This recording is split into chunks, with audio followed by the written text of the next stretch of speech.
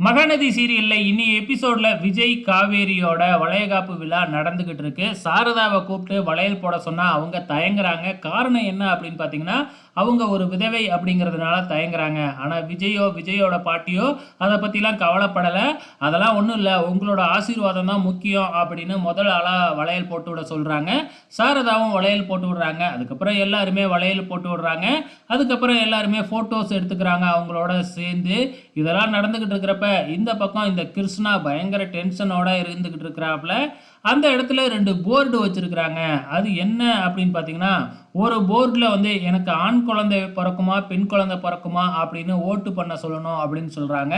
அதாவது ஆண் குழந்தை தான் பிறக்கும் அப்படின்னா ப்ளூ கலரும், பெண் குழந்தை தான் பிறக்கும் அப்படின்னா ரோஸ் கலர்லேயும் தம்ப்நெயில் வைக்கணும். ஸோ அதே மாதிரி ஓட்டிங் பண்ணுறாங்க. எண்ணி பார்த்தா பெண் குழந்தைக்கு தான் அதிகமான ஓட்டிங் விழுந்திருக்கு.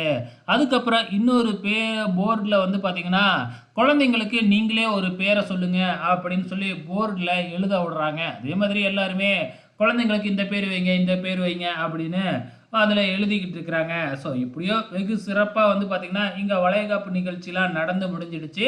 அப்போ கிருஷ்ணா வந்து பில்டிங்க்கான டிசைனை எடுத்து நம்ம விஜய் கிட்ட ஃபோன் மூலிமா காத்துக்கிட்டு இருக்கும் பொழுது கிருஷ்ணாவுக்கு ஃபோன் வருது. என்ன நேமில் வருது அப்படின்னு பார்த்தீங்கன்னா, பசுபதி அப்படிங்கிற பேரில் தான் வருது. அப்போவே நம்ம கிருஷ்ணா மேலே வந்து பார்த்திங்கன்னா நம்ம விஜய்க்கு டவுட் வர ஆரம்பிக்குது. அதுக்கப்புறம் நம்ம கிருஷ்ணா அவங்க அம்மா அதாவது முத்து மலரையும் இந்த சிந்துவையும் தனியாக கூட்டிகிட்டு போய் பேசுகிறாப்புல. என்ன நம்ம எதுக்கு வந்திருக்கோம் அப்படிங்கிறதே மறந்துட்டீங்களா, நம்மளை யார் அனுப்பிச்சிருக்காங்கன்னு உங்களுக்கு தெரியாதா, அப்படி இப்படின்னு ஏதேதோ சொல்லிக்கிட்டு இருக்கிறாப்புல. இதையும் விஜய் பார்த்துட்றாப்புல. ஆக மொத்தத்தில் ஏதோ ஒரு பிளான் போய்கிட்டு இருக்கு. இது எல்லாத்துக்கும் பின்னாடி பசுபதி இருக்காப்லையா அப்படிங்கிறதும் தெரியல. ஸோ அப்கமிங்கில் தான் இதெல்லாம் என்ன நடக்குது அப்படிங்கிறதே தெரிய வரும்.